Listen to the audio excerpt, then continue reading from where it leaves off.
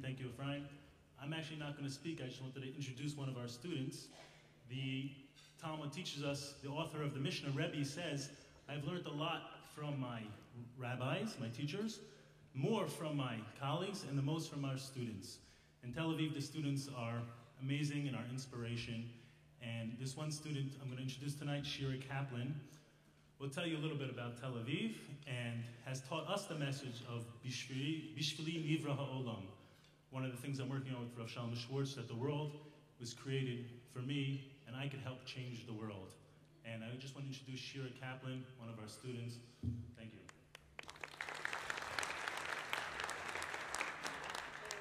So thank you very much, everyone, for being here tonight. And thank you, Rabbi David, a close friend. My name is Shira Kaplan. I'm 26. I'm from Israel, from Herzliya, just outside Tel Aviv. And despite the fact I'm 26 and I've been involved with Aish Tel Aviv for the past year almost, I'm still not married, so I'm still working on it. Bezrat Hashem, this will happen soon.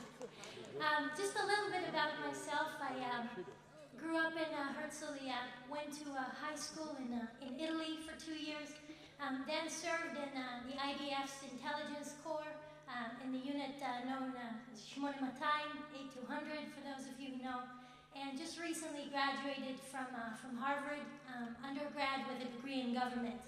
I was very active in politics there, pro-Israeli Hasbara, and very involved with the Jewish community there. I am, excuse me for 1 second, a little bit excited. I'm very humbled to be here tonight, not only because we're honoring a visionary and a leader like Shai Agassi, who's a real sort of inspiring person in the Israeli business sort of arena, but also because I wanted to share with you why I feel luckier than most of my Tel Avivi non-religious friends. So, just to briefly, I grew up in a family that is non-religious, an Ashkenazi non-religious family in Herzliya.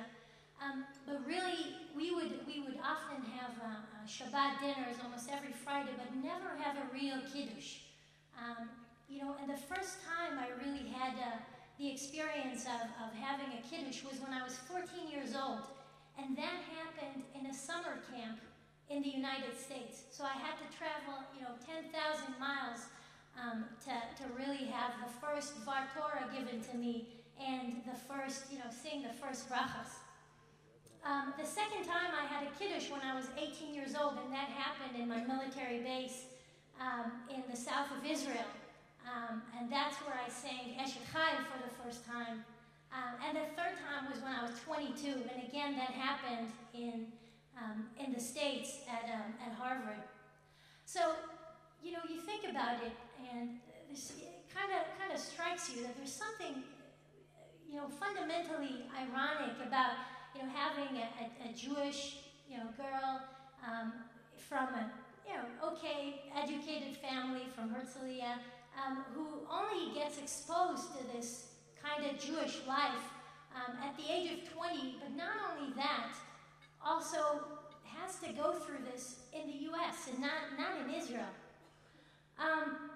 And so, that kind of struck me as I was sort of preparing for this evening and reflecting on what I was going to say, because a lot of times I think about it that, we non-religious Tel Avivis, Israelis, we tend to take our Judaism for granted a lot of times.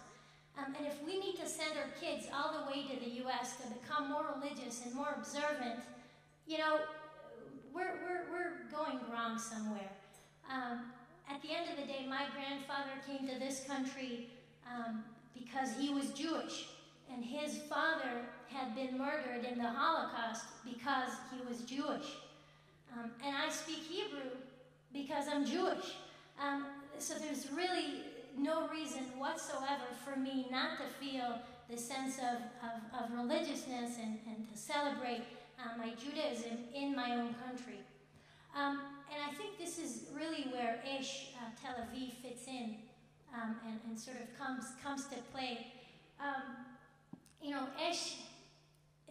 wants the right organization with the right people in the right place at the right time.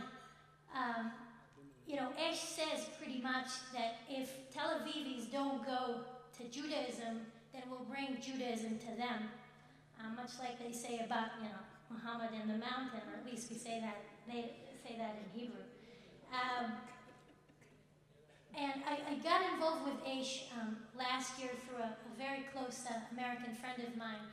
And ever since have been really sort of trying to bring more of my non-religious friends to Aish. So just a couple of weeks ago, for example, or last week, Rabbi David and I were sitting with 6 of my friends at a cafe in Tel Aviv, and just chatting and hanging out. But also, you know, Rabbi David gave a Dvar Torah, which was sort of very powerful. And as soon as he got up and left, you know, my friend sort of jumped at me and, you know, said, okay, so, you know, when's the next event? When can we get involved? And how can we get involved with Ish?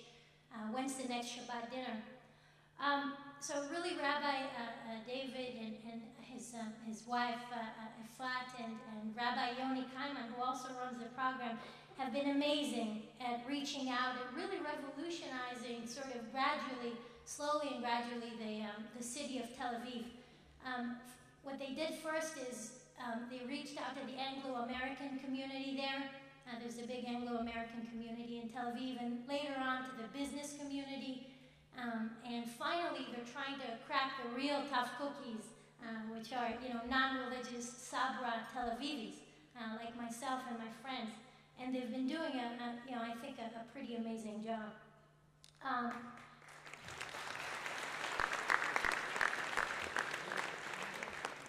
You know, so just quickly, last 2 points about Aish Tel Aviv. There's one sort of debate I've been having with David about you know, branding Aish Tel Aviv to secular Tel Avivis. I mean, it might not sort of be obvious to you, but you know, the name Esh HaTorah could sometimes be slightly daunting to non-religious people. So one thing I've been telling him is we need to work on our branding. You know, and the second thing I think they've been doing amazingly well is really trying to reach out, sort of leverage the power of social networks. Social networking is a really strong theme in Tel Aviv, and you know, David has really realized that, you know, if you build communities around themes like policy and business communities, and instill Jewish values in these communities, then you're going to really be able to attract these young people and do well. So, you know, this is just very, you know, a brief sort of glimpse into a life of a non-religious but an Aish activist in Tel Aviv. You know, you have to remember that while everybody else around me, my friends, you know, what they do is, you know, they hang out, you know, they chat on the Facebook and, you know, watch reality TV shows. You know, I feel lucky because I have Aish. I can go to Shabbat dinners. I can do chavrusa. I have weekly classes if I want to go, and it's really a tremendous job that they're doing there. So I just wanted to really thank you for coming here and for supporting Aish, and just really encourage you to support Aish even more, to make, you know, more of my friends just as lucky. So thank you very much.